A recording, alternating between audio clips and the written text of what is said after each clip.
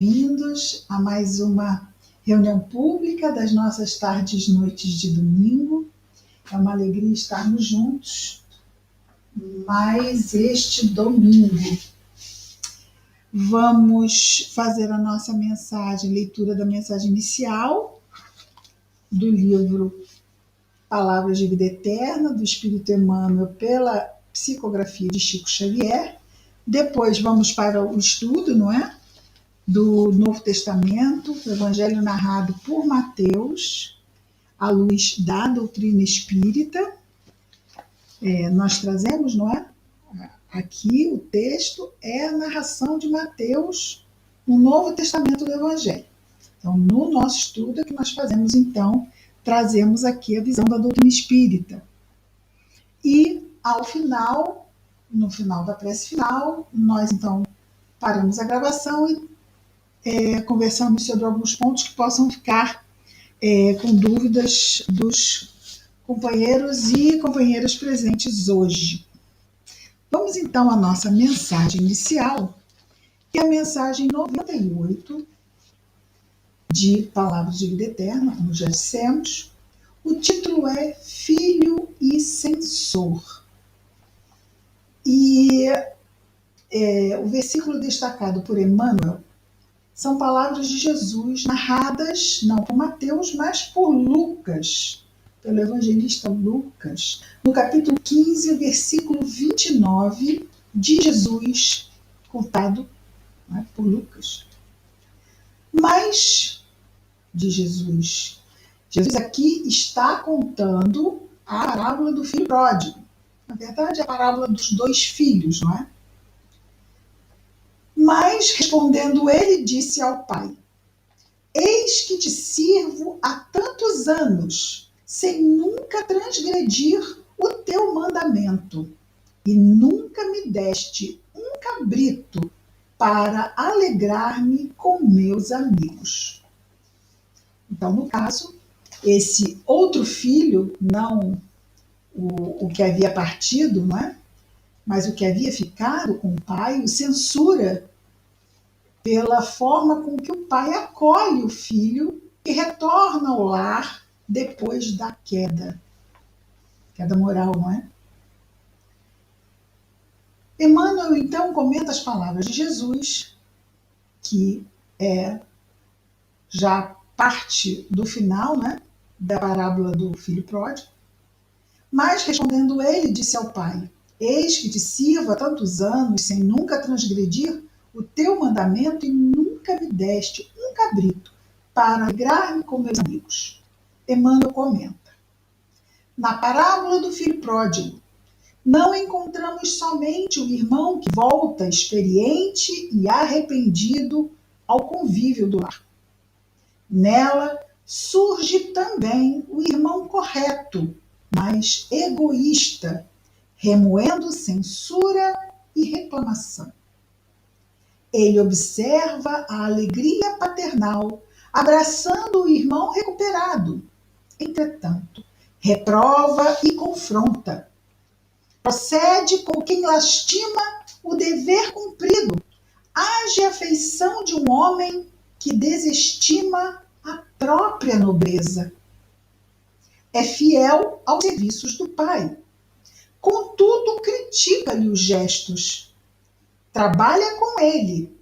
No entanto, anseia escravizá-lo aos próprios caprichos. Atende-lhe aos interesses. O filho atende aos interesses do pai, trabalha para ele. Vigiando-lhe, porém, o pão e a prata. Guarda lealdade, mergulhando-se na ideia de evidência e de herança. Se o coração paterno demonstra grandeza de sentimento, explode em ciúme e queixa. Se perdoa e auxilia, o coração paterno interpõe o merecimento de que se julga detentor, tentando limitar-lhe a bondade. No caso, a bondade do pai. Perde-se esse filho num misto de crueldade e carinho, sombra e luz. É justo e injusto, terno e agressivo, companheiro e censor.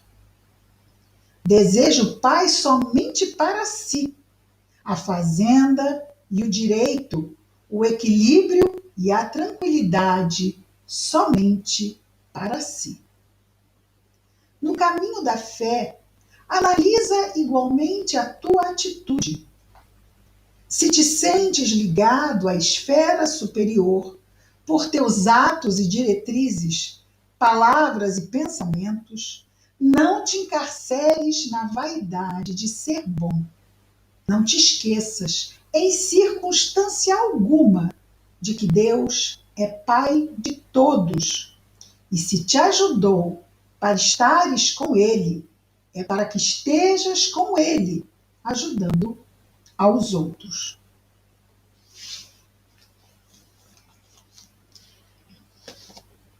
Vamos orar.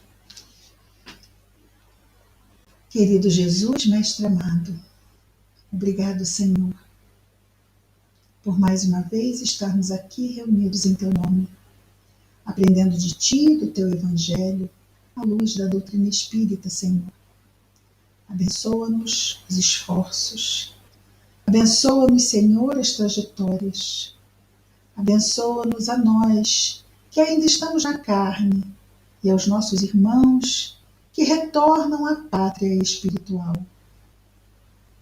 Abençoa também, Senhor, aqueles que da pátria espiritual retornam numa nova encarnação.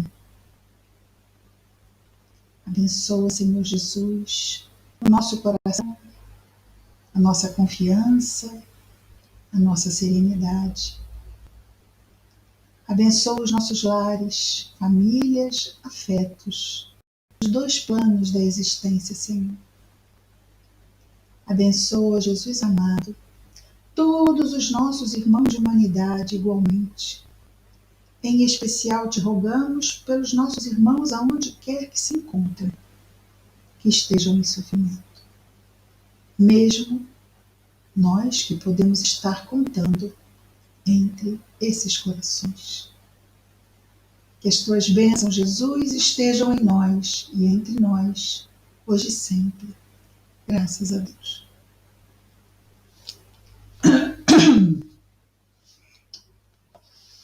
Muito bem. Nós estamos no capítulo 10 da narrativa de Mateus. Na parte que trata sobre as perseguições. E paramos ontem aqui, essa parte começa no versículo 17, ontem, domingo passado. Paramos aqui no versículo 26. E nós vamos reler o 25, só para nos situarmos. Basta para o discípulo tornar-se como seu mestre e ao servo tornar-se como seu senhor. Se ao senhor da casa chamaram Beelzebu, quanto mais aos membros da casa dele. Nós também vimos aqui o 26, vamos reler. Portanto, não os temais, pois nada há encoberto que não haverá de ser revelado, em escondido que não haverá de ser conhecido. Então vejamos aqui que nós estamos falando de perseguições. Vamos até colocar aqui a palavra perseguições. Portanto, não existem circos romanos, nem leões, nem postes de martírio onde os cristãos são incendiados vivos? Não. Que tipo de perseguição nós temos hoje em dia? E Jesus colocou que ao filho foi dado, ele, né? Filho, ele mesmo, né? Ele usa o termo o senhor da casa. Ele é o governador da casa, né? Do planeta Terra. Então, se ao senhor da casa chamaram de Beelzebu, quanto quanto mais aos membros da casa dele. Ou seja, aqueles que compartilham das suas ideias, que o seguem. Porque essa perseguição, ou essas perseguições, são as perseguições do campo das ideias. Opa, ideias. Eu botei aqui um E a mais. Ideias. São as perseguições no campo das ideias. Hoje existem perseguições de ideias. O que vocês acham? Sim? Não? Ninguém persegue ninguém? Cada um pensa o que quer? Ninguém... Não, né? Há, sim, perseguições no campo das ideias. E parece que hoje é meio que difícil ter certas ideias e as ter e tê-las respeitadas, não é? Até mesmo ideias com relação ao bem e à vida. Então, se você defende que os bebês nas barrigas de suas mães não sejam mortos, isto pode ser enfrentado, confrontado, vamos dizer assim, não é? De formas, às vezes, extremamente agressivas, não é? Por aquelas pessoas que acreditam que tudo bem matar os bebês que estão dentro da barriga de suas mães. Isso não há problema. Como se os bebês fossem dedos, não é? O dedo é parte da mão, que é parte do braço, que é parte do corpo. Mas o bebê não. O bebê não é uma parte que vai ficar lá. Tanto que se o bebê ficar mais de 9 meses, a vida da mulher está comprometida, não está? Então, aquele corpo não é parte do corpo daquela mulher. Eu posso gerir e, se eu quiser, não gostar do meu dedo, tiro fora. Não devia fazer isso. Vou ser responsável porque esse dedinho eu tenho que cuidar dele. Mas eu estou ferindo apenas a mim. Não é? Meu dedo, minha responsabilidade. Mas quando eu trato de outra vida e arrogo a mim o poder sobre esta vida, isto é algo muito grave. Mas, ainda assim, estamos no terreno. Quando falamos de ideia, não vamos nos esquecer, estamos no terreno sempre, sempre, queridos amigos. Nós estamos no terreno do livre-arbítrio. Mesmo que não concordemos com a ideia do outro, mesmo que o outro não concorde com as nossas ideias, a responsabilidade pelas nossas ideias, pelas decisões que tomamos a partir delas e pela responsabilidade que advém dessas tomadas de decisão pertencem unicamente àquele que as toma. A não ser que... Existem exceções? Sim, existem exceções. Crianças são donas do seu livre-arbítrio? Não. Daí elas serem tuteladas dos seus pais, dos seus responsáveis, de adultos que assumem a responsabilidade pelos seus caminhos, enquanto elas não têm a chamada e dita autonomia.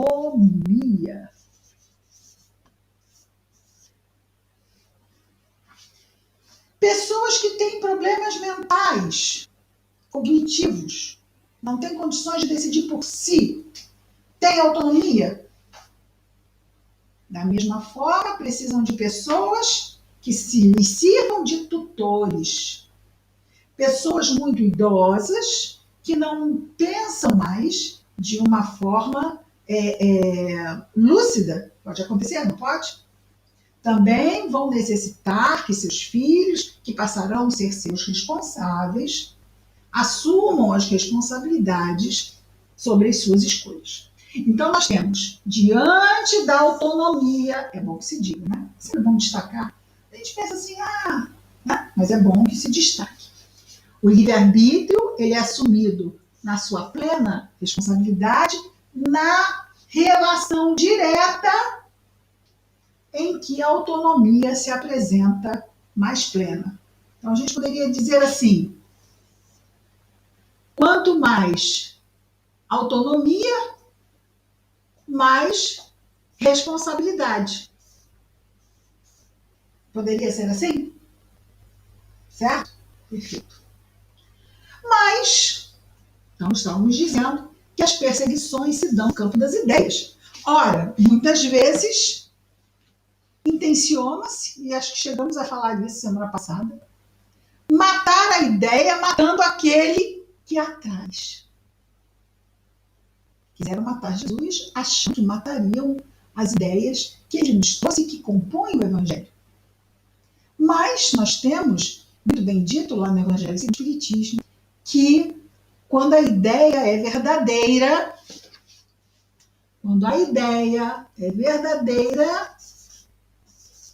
ela não pode ser morta. Mas quando a ideia é falsa, às vezes nos incomoda, não é? Como isso que acabamos de dizer, de considerar que matar bebês na barriga das mães é correto. É uma ideia verdadeira, é falsa? Nós sabemos que é uma ideia falsa, mas é uma ideia que está aí e que muitos defendem como verdadeira. Ora, toda ideia falsa, por mais que nos pareça durar, ela é temporária. Pode durar 2, 3, 4 séculos, 5, 6, olha lá quantos. O que a gente acha muito tempo, porque nós temos como medida o tempo da nossa encarnação. Nós estamos muito sensíveis às impressões da matéria, não é?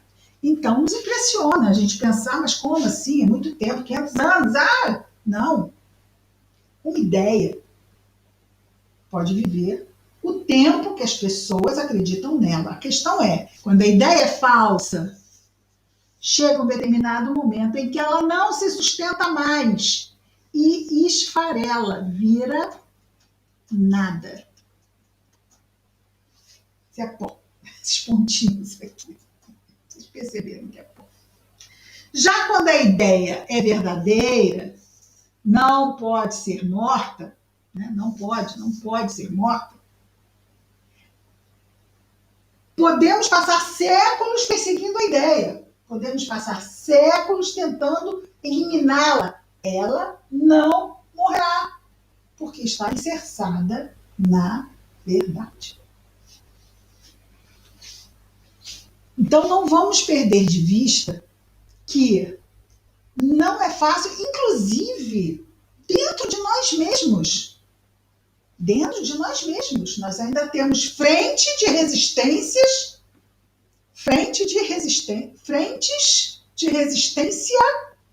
às ideias do Cristo. Dentro de nós ainda temos frentes de resistência, não temos? Mas nem frentes de resistência às ideias do Cristo. Então, quando muitas vezes a vida nos convida a perdoar, a gente pode dizer, isso não. Isso eu não perdoo. Estamos o quê? Numa frente de resistência. A quê? A ideia do perdão. Com certeza, uma das mais desafiadoras ideias de purificação do coração é a ideia do perdão. O perdão, ele liberta de tal forma que nos torna leves de tal forma, porque nós podemos ter problemas, por exemplo, com perdão, em várias instâncias. Nós podemos ter problema com perdão com o outro, quando reconhecemos ou sentimos que o outro nos prejudica, ou prejudicou, ou nos quer prejudicar. Podemos ter dificuldades com perdão com relação a nós mesmos, quando nós mesmos sentimos ou reconhecemos que fizemos coisas que não gostaríamos de ter feito, mas que na hora que fizemos, sim, gostamos, por isso fizemos, ou sim, né, foi feito, fato. e depois fica-se com eu não podia ter feito isto. Olha, eu não podia ter feito, mas fiz. Isso quer dizer que se eu fiz algo que eu não deveria ter feito, eu cedi a uma ideia errada. Eu cedi a uma ideia que vai contra as leis de Deus. E a minha consciência sabe disso. E pode entrar num chamado complexo de culpa, que é quando a criatura, em sua consciência, não abre a si mesmo a possibilidade de perdão.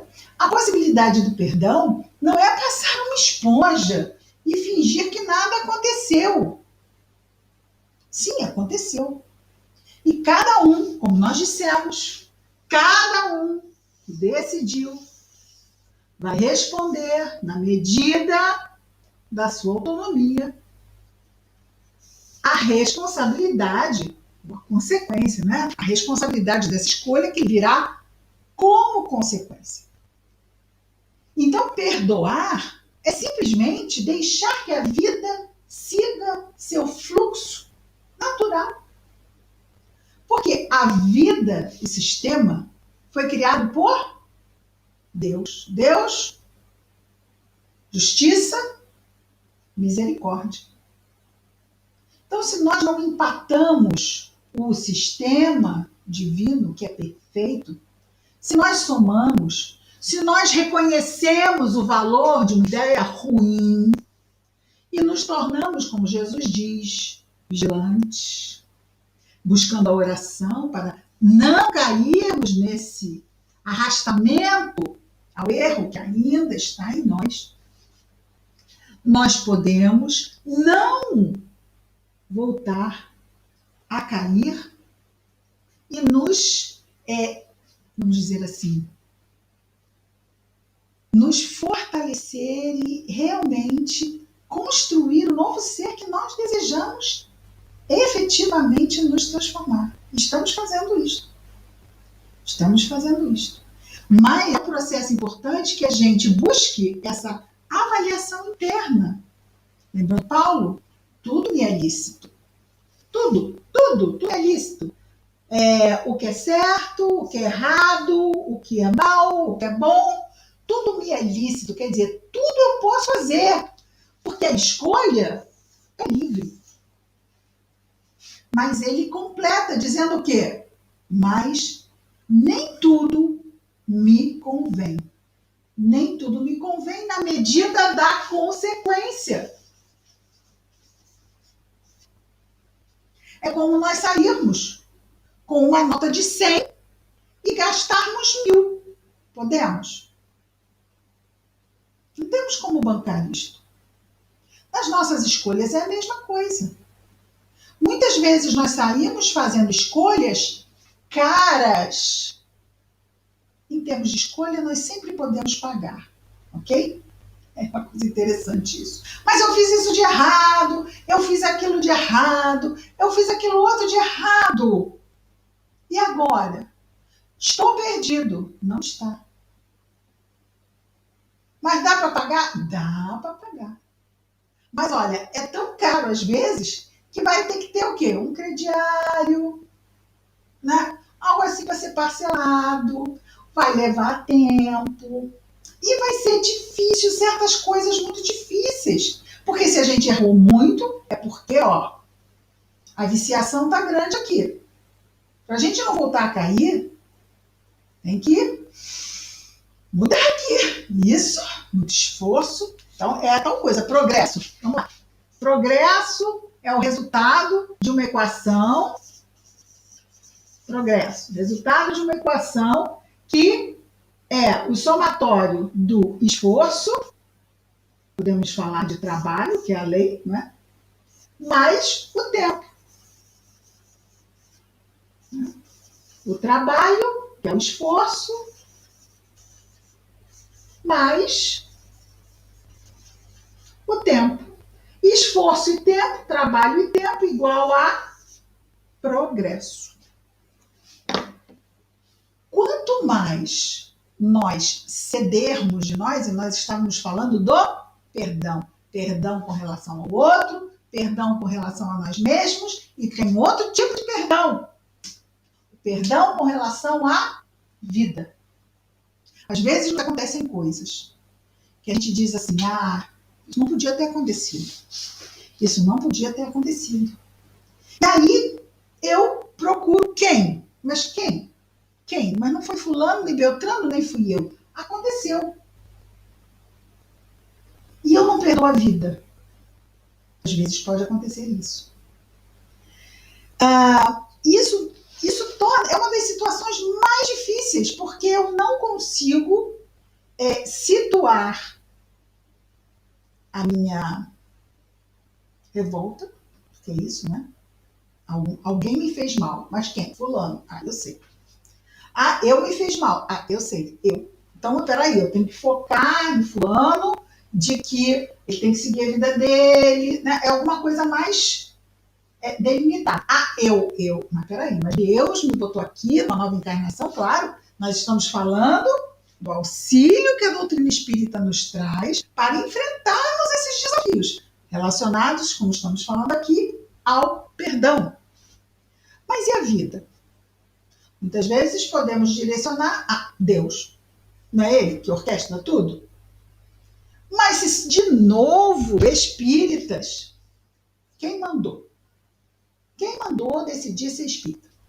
Né? Mas eu quero a fé raciocinada. Pois, é isso. E aí a doutrina espírita vai nos explicar. Nos explicar de quê? De que as coisas não são aleatórias, de que tudo acontece com um porquê, de que todos nós chegamos aqui com planejamento reencarnatório e que, se for, né, dependendo do que aconteça, né, tudo vai depender do livre-arbítrio. Quando? Mas vamos dizer, no caso, né? Tivemos um caso na família de um rapaz, sobrinho, primo, né, que é tão jovem que parece sobrinho, que foi atropelado, 17 anos. Quem é o responsável? Foi uma fatalidade. Não havia responsáveis. O motorista do caminhão não tinha como enxergá-lo. Ele estava no ponto cego. Sabe no ponto cego do motorista? Que ele não vê o que acontece? Então o rapaz estava no ponto cego. E o rapaz fez uma análise de cálculo. E dentro da análise de cálculo dele era possível. Mas houve um movimento que fugiu ao que ele tinha pensado. Então é a fatalidade. O que é interessante como a mãe lidou com isso. A mãe católica, não é a mãe espírita, a mãe católica, de uma fé. Católico acredita em reencarnação? Não. Mas católico acredita em Deus? Sim. Católico acredita em Jesus? Sim. Católico acredita que a vida continua? Sim. Então, ela não sabe, e é interessante, não é? Porque nós temos muito mais subsídios para entendermos as questões de provas, expiações e tantas outras coisas. Mas o que essa mãe sabe? Ela sabe que foi a vontade de Deus. Foi uma fatalidade. Foi a vontade de Deus levar o filho dela para perto dele. E ela se sustenta nessa fé de que foi a vontade de Deus. E dessa mãe, diferente de outras pessoas da família também católicas, que não têm a mesma profundidade de fé, essa mãe sofre, claro que sofre, foi a vontade de Deus, mas ela ficou sem filho de 17 anos. No dia que ele soube que tinha passado o vestibular. Então, é um filho único.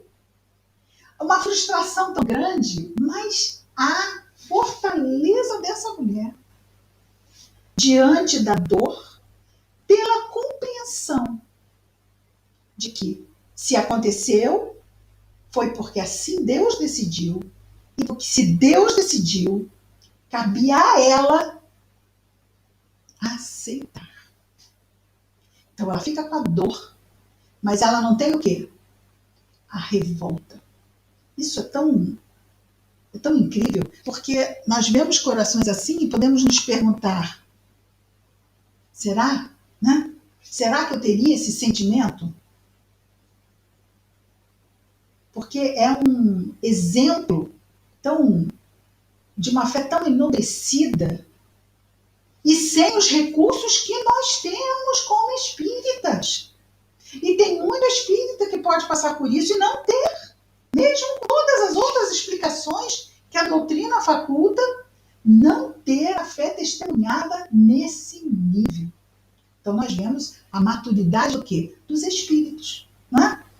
Cada espírito, independente da religião que siga, tem um grau de maturidade, traz consigo a herança do que já conquistou em quê? Através do tempo, com seu esforço, revelando assim o seu progresso. Isso tudo vai nos ajudar nas próximas frases que Jesus vai nos dizer. Vejamos. Jesus fala aqui no versículo 26 de que muitas serão as pressões, as lutas, as perseguições, mas que aconteça o que acontecer, que em nós não habite o espírito do temor. Não os temais. Então, temor.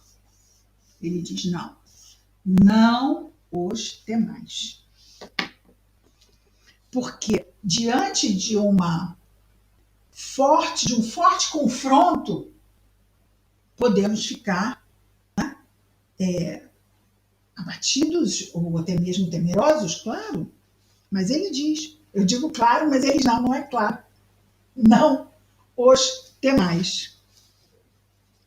Pois nada há encoberto que não haverá de ser revelado, nem escondido que não haverá de ser conhecido. Lembra que nós falamos de haver uma verdade tida como verdade, como esta, de matar bebês, não é? Como existem outras tantas falsidades vendidas como verdade. Não esquecer que no tempo da escravidão, os próprios padres, né, diziam para os donos de escravos que não se preocupassem, porque os negros não tinham alma. Então não estava tudo certo. Então o quê? São máquinas, não têm alma. Uma mentira vestida de verdade, mas por não ser, onde está ela agora? Virou nada. Por quê? Porque não era verdade. E o que não é verdade termina. Quanto tempo durou a escravidão? Séculos, não foi? Mas tudo tem seu tempo. Já a verdade, não. A verdade não há o que a mate. Se morreu, não é verdade. E muitos, inclusive, essas pessoas que hoje matam o bebê na barriga de suas mães. Lembrando que teve um médico que matou mais de 5 mil. Era um médico que fazia abortos. Mais de 5 mil ele fez. Até que um dia ele viu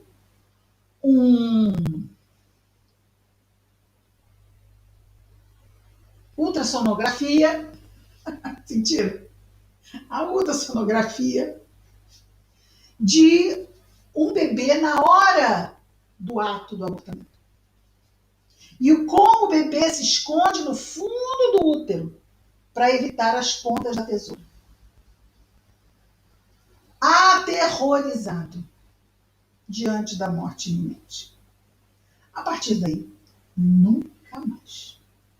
Nunca mais. Então ele percebeu que não era uma coisa amorfa, que era um ser que tinha vida e que queria lutar por ela, mas, como sempre dizemos, é a voz muda, não é? Então, no seu tempo, todos os que lutam pela mentira não terão pelo que lutar, porque ela será revelada. É tudo, sobre todas, uma questão de tempo. Jesus diz no versículo 27 assim: o que vos digo na treva, dizei-o na luz. E o que ouvis ao ouvido, proclamai sobre os terraços. Muito bem. O que Jesus está dizendo? Jesus não está falando para a multidão aqui. Jesus está falando para os apóstolos. Jesus os está treinando para o trabalho de divulgação do evangelho. O que Jesus fez? Jesus pregou, mas ele sabia que aquela pregação, todas as pregações que ele fez, seriam depois registradas e que serviam também para que seus apóstolos aprendessem como se faz. Eles seriam os multiplicadores. Jesus veio e formou um grupo de multiplicadores. Isso sem falar dos discípulos. Mas ele se focou, concentrou mesmo as suas disposições, porque sim, não é? Já falamos sobre isso aqui, apóstolo, é o que é escolhido pelo Senhor, é o que recebe a instrução do Senhor e recebe a missão do Senhor. Então, esse grupo em especial, ele foi instruído em oculto, ou seja, várias coisas Jesus diz a eles, e diz, principalmente sobre perseguições. Sobre perseguições não é algo que você... As pessoas, quando sofrem, elas não querem ouvir falar de problema, não é? Quem tem problema não quer ouvir falar de problema. Quer ouvir falar de cura, de solução. E aí nós temos um povo, ainda temos muitos, não é? Que não estão preparados para nada mais consistente. Ainda querem, como Paulo diz, o leite. Não estão preparados para conteúdos mais, vamos dizer assim, contundentes ou mais de maior gravidade. Querem consolo. Porque quem sofre quer consolo, não é? Então, Jesus trouxe consolo. O Evangelho é consolador? Sim. Mas nós estamos falando aqui daqueles que abraçam esse ideal e que esse ideal do Evangelho é um ideal que não convém aos que querem o poder neste plano material.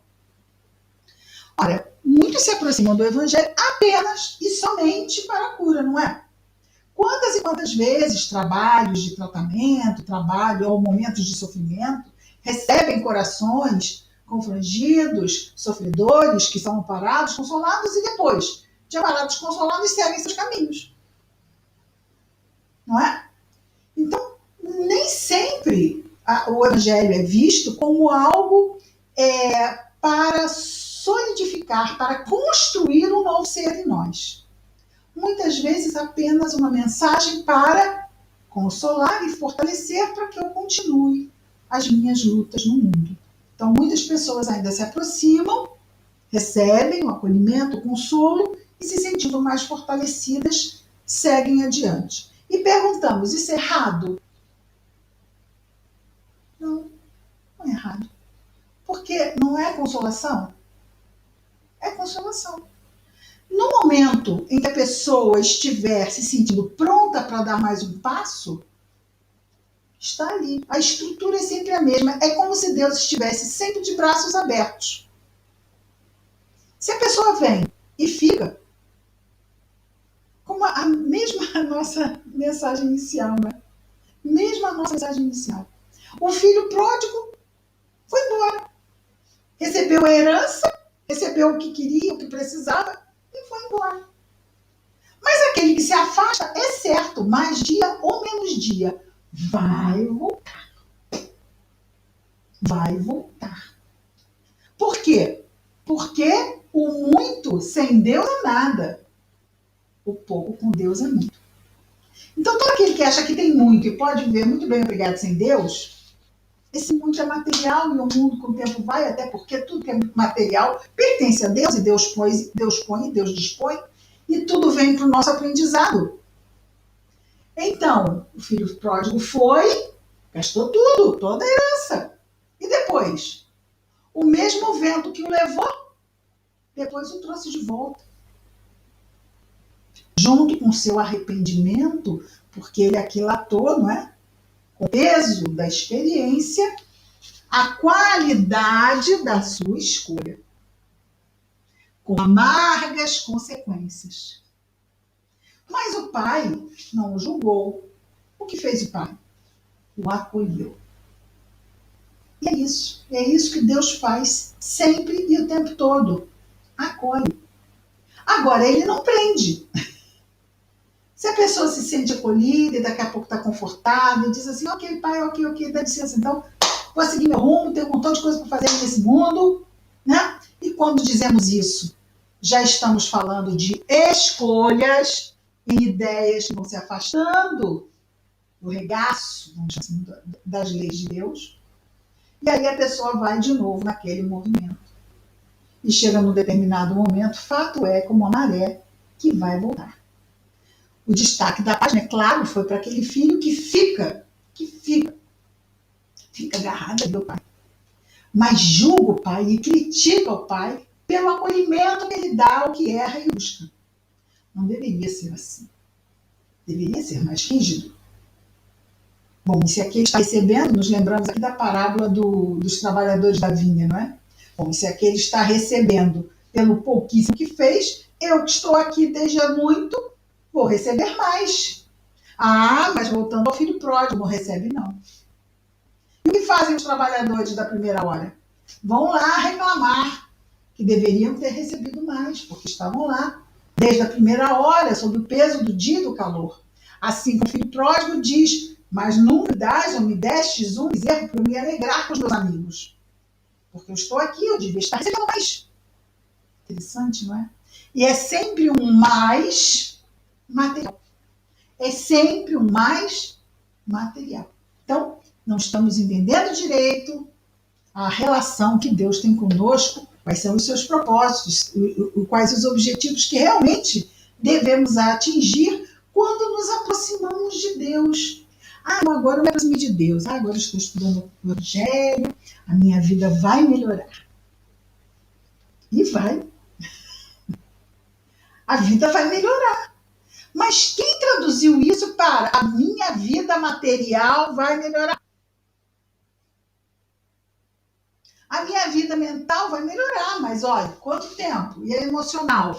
Depende do trabalho, da quantidade de trabalho que eu efetuar através do tempo. Aquele que mais se esforça, mais progride. Mas não é um esforço de carregar pedra. Por isso que nós falamos sobre o perdão, não é? Porque o perdão é daquelas virtudes que parece aquela pedra de 50 toneladas.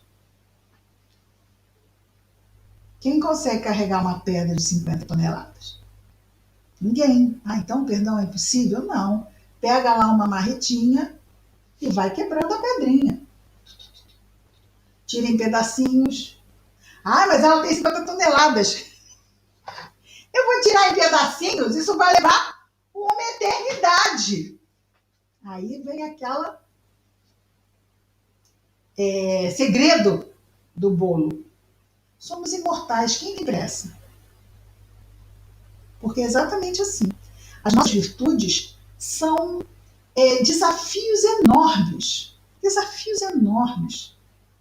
que têm em contrapartida o confronto com vícios enormes. E nós precisamos abater os vícios aos poucos. Aos poucos. Isso exige esforço, exige tempo. E vamos andar, e vamos cair, e vamos levantar, e vamos reparar, e vamos nos arrepender. Às vezes não, mas não tem problema, vamos cair lá na frente por causa disso de novo, e vamos levantar, e vamos andar. E assim vai. Fato é, vamos chegar lá? Vamos chegar lá. Vai chegar uma hora que não vai sobrar areia dessa pedra. Porque até no final a gente vai varrer todos os resíduos pequenininhos da pedra que somou. Quando tiver tudo varrido, mas tudo varrido das nossas paixões, como estaremos na progressão do espírito? Estaremos como espíritos bons? Quando tudo estiver varrido, estaremos como espíritos bons? Sim ou não? Não. Quando tivermos varrido tudo, estaremos como espíritos puros. Quando não sobrar poeira nesse chão, dessas rochas enormes dos nossos vícios, estaremos como espíritos puros. Isso vai nos exigir. Vocês já viram o trabalho do arqueólogo, como é que ele faz?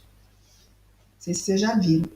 Eles, muitas vezes ele tem que desenterrar uma peça que está enterrada e ele vai lá, ó, martelinho do arqueólogo, não é uma marreta, porque senão ele vai quebrar todos os vasos gregos, não é? Então ele vai com o martelinho. Tira um pedacinho, tira um pedacinho. Se a gente fosse com a marreta no vício, podia. Mas a gente diz assim, ai, não consigo. É muito difícil. Aí a gente vai com o martelinho. Aí Deus fala o quê? Não, tem que ser com a marreta, porque você tem que resolver isso rápido, que eu tô com pressa. Deus fala assim, sem problema nenhum. Sem problema nenhum, meu filho. Olha só, você tem todo o tempo do mundo. E às vezes a gente diz isso para os nossos filhos. Ah, meu filho, você tem todo o tempo do mundo. Antes, é claro, de ele fazer 30, né? Que aí a gente já diz para ele que ele não tem mais todo o tempo do mundo. Mas Deus diz pra gente assim, olha, não se preocupe, meu filho, porque você tem todo o tempo do mundo e é literal e nós temos mesmo. Nós temos como espíritos imortais todo o tempo do mundo. Podemos ir com o nosso martelinho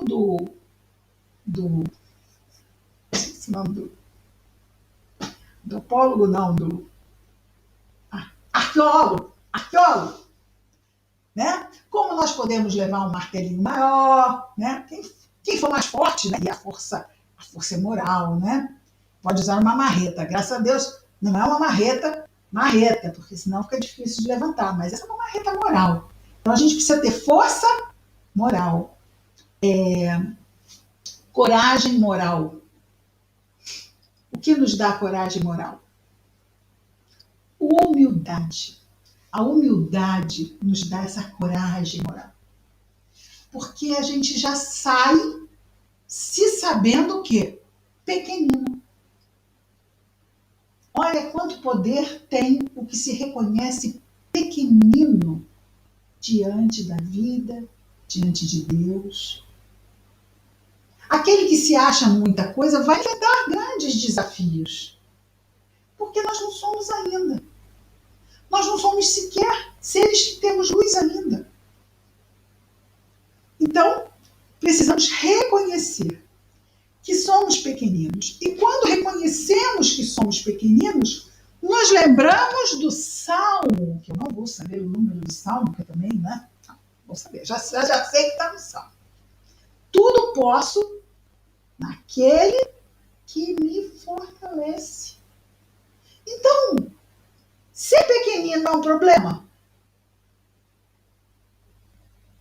Não é problema. Porque se eu posso tudo em Deus, qual é o problema ser pequenino? Lembra que nós dissemos que o pouco com Deus é muito?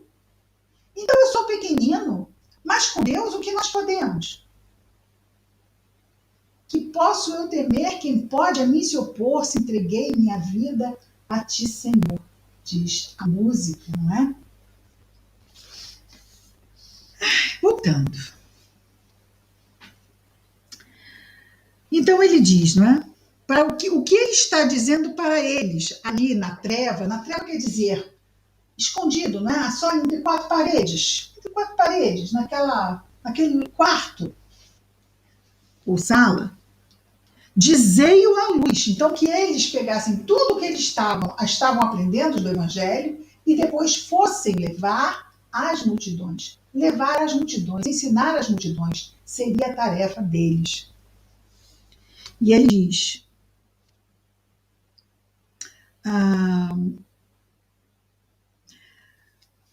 e o que ouvis, ao ouvido, proclamais sobre os terraços, quer dizer, dentro da mesma ideia, que ele disse apenas para eles teriam a missão de levar a todos. No versículo 28 ele diz, não temais, de novo ele volta, não temais. Ele disse, Não temais no versículo 26.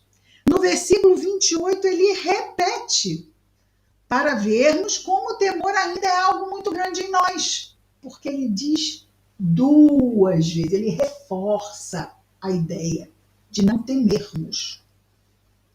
Não temais os que matam o corpo, porém não podem matar a alma.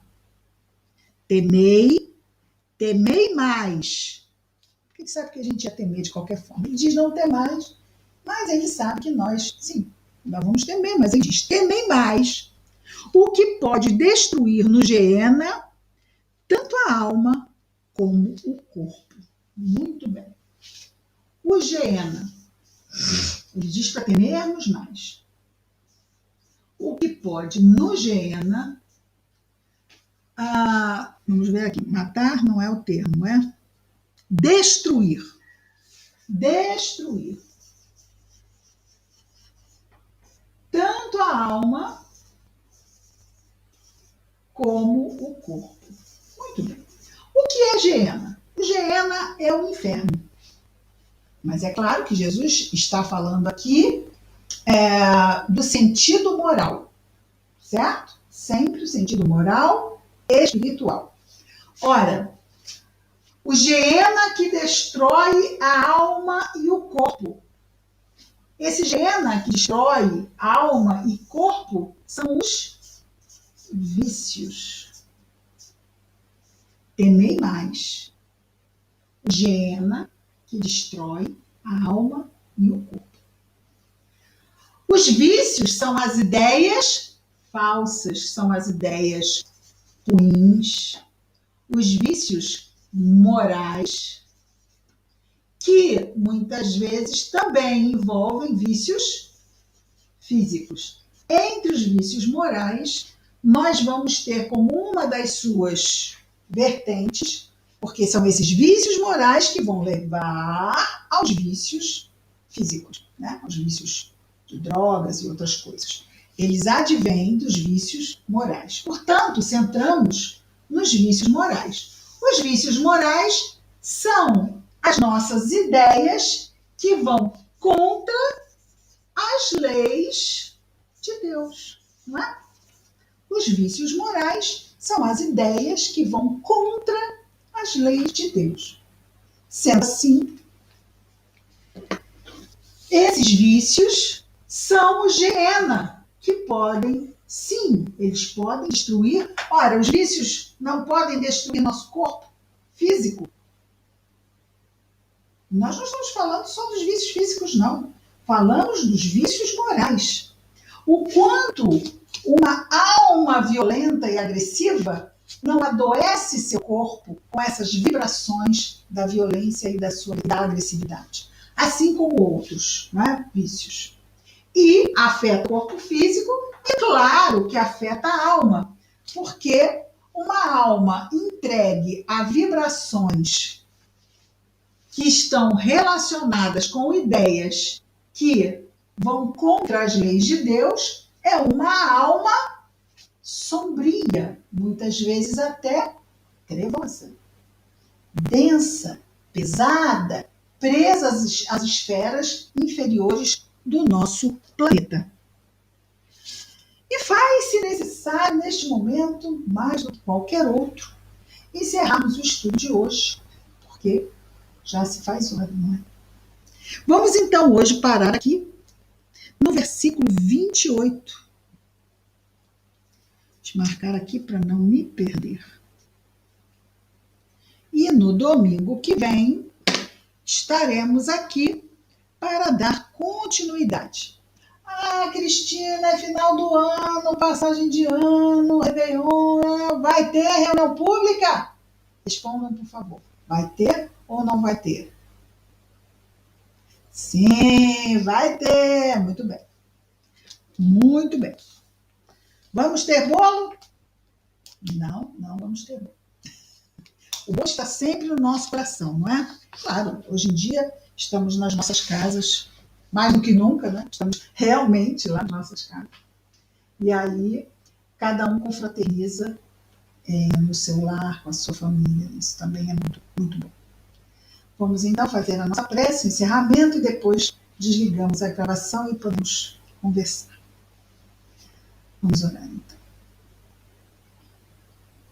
Querido Mestre Jesus, obrigado, Senhor, pela oportunidade de mais este dia, de mais esse estudo, que as tuas bênçãos possam seguir conosco nesta semana tão especial em que comemoramos o seu aniversário, Senhor Jesus. Na noite do dia 24 para o dia 25, no dia 25, sabemos ser simbólica esta data, mas sim, é uma data que representa para nós algo muito, muito, muito especial, um divisor de águas nas nossas vidas. Obrigado, Senhor, pelo seu Natal. E que diariamente ele possa acontecer nos nossos corações, Senhor, e entre os nossos corações. Obrigado, Senhor. Feliz Natal. Graças a Deus.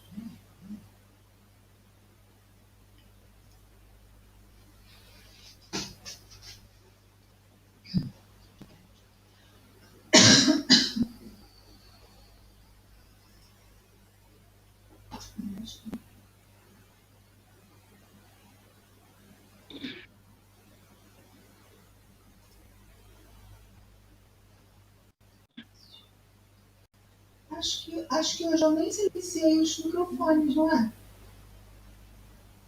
Não devemos ter silenciado.